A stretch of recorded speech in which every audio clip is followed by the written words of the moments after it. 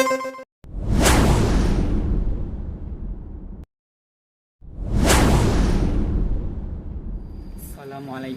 warahmatullahi wabarakatuh. Alhamdulillahi rabbil alamin, wabihi nasta'in, wa ala umuri dunya wadin. Assalatu wassalamu ala asrafil anbiya'i wal mursalin, wa ala alihi wa sahbihi ajma'in. Amma. Pertama-tama dan yang paling utama, marilah kita panjatkan puji dan syukur kita kehadirat Allah Subhanahu wa ta'ala.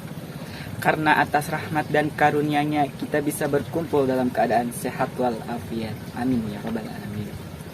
Salawat beserta salam semoga tetap tercurah limpahkan, yakni junjungan kita, panutan kita, yakni yang membawa dari zaman jahiliyah ke zaman mobil Toyota, yakni Habibana wa Nabiyana Nabi Muhammad sallallahu alaihi wasallam, kepada keluarganya, para sahabatnya, dan semoga ke kita selaku umatnya. Amin ya rabbal alamin. Yang terhormat kepada ibu dosen selaku mata kuliah Communication Skill, dalam kesempatan ini saya akan menyampaikan sepatah dua patah kata, yakni mengenai adanya kebijakan sekolah daring di tengah masa pandemi COVID-19. Pandemi COVID-19 menyebar sejak tahun 2019 hingga kini. Di beberapa negara yang masa berbeda, terdapat perbedaan tatanan politik, sosial, budaya, ekonomi, pendidikan. Pada setiap negara tersebut, pemerintah Indonesia telah banyak mengeluarkan kebijakan terkait pencegahan penyebaran COVID-19 yang berdampak pada kondisi internal dan eksternal di wilayah pemerintahan Indonesia.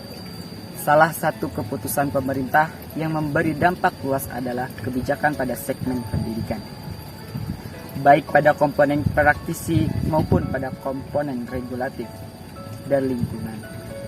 Kebijakan dari hulu ke hilir tersebut bersinergi dengan kebutuhan dan kepentingan pencegahan penyebaran COVID-19. Secara khusus, dinamika pembelajaran sebagai bagian dari segmen pendidikan selama masa pandemi COVID-19 yang berlangsung di Indonesia, dengan mengacu pada fenomena yang dirangkum melalui pengamatan, wawancara, dan studi dokumen terkait pelaksanaan pembelajaran berbasis daring pada jaring prasekolah hingga pendidikan tinggi. Penyelenggaraan sistem pendidikan mengalami transformasi dalam berbagai lini kegiatan, termasuk kegiatan pembelajaran yang seluruhnya terpaksa berlangsung secara daring. Dalam tujuan pembelajaran daring ini, untuk menekan penyebaran COVID, dapat diakses melalui web menggunakan jaringan internet. Secara umum, pelajar merasa puas mengenai fleksibilitas pelaksanaan pembelajaran. Pelajar tidak tertekan oleh waktu karena mereka dapat mengatur sendiri jadwal dan tempat di mana mereka ingin mengikuti pembelajaran. Melalui pembelajaran secara daring, guru memberikan pembelajaran melalui kelas-kelas virtual yang dapat diakses dimanapun dan kapanpun.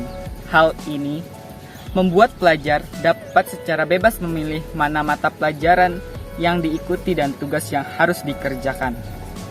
Lebih dahulu, menunjukkan bahwa fleksibilitas waktu, lokasi, metode pembelajaran untuk bertanya dan mengemukakan pendapat dalam forum pembelajaran yang dilaksanakan secara online, karena belajar dari rumah tidak membuat mereka merasa tertekan seperti belajar tatap muka. Selain itu, pembelajaran secara umum bisa menghilangkan perasaan canggung antara guru dan pelajar sehingga belajar menjadi lebih efektif.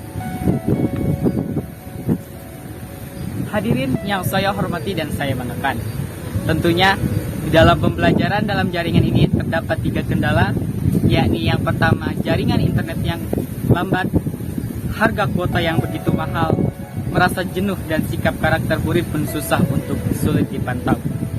Hadirin yang saya banggakan, pembelajaran daring membawa dampak serta perubahan yang sangat besar dari berbagai aspek.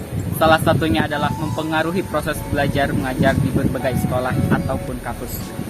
Tantangan pembelajaran daring bagi anak sekolah dasar adalah keterbatasan sinyal, minimnya pengetahuan tentang teknologi, harga kuota yang internetnya mahal, bantuan telepon pintar untuk pelajar yang kesulitan membeli atau mempunyai telepon pintar karena keterbatasan ekonomi. Di berbagai sekolah adalah adanya keterlibatan orang tua sebagai guru, pengetahuan akan teknologi yang semakin berkembang, materi yang bisa diakses kembali, serta materi yang bisa diakses kapanpun dan dimanapun.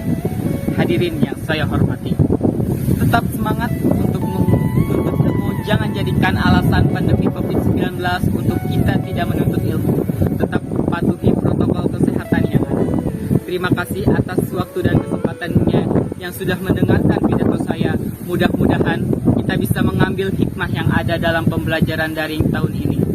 Saya Maulana Firdaus dari jurusan Ilmu Pemerintahan semester 5, pamit.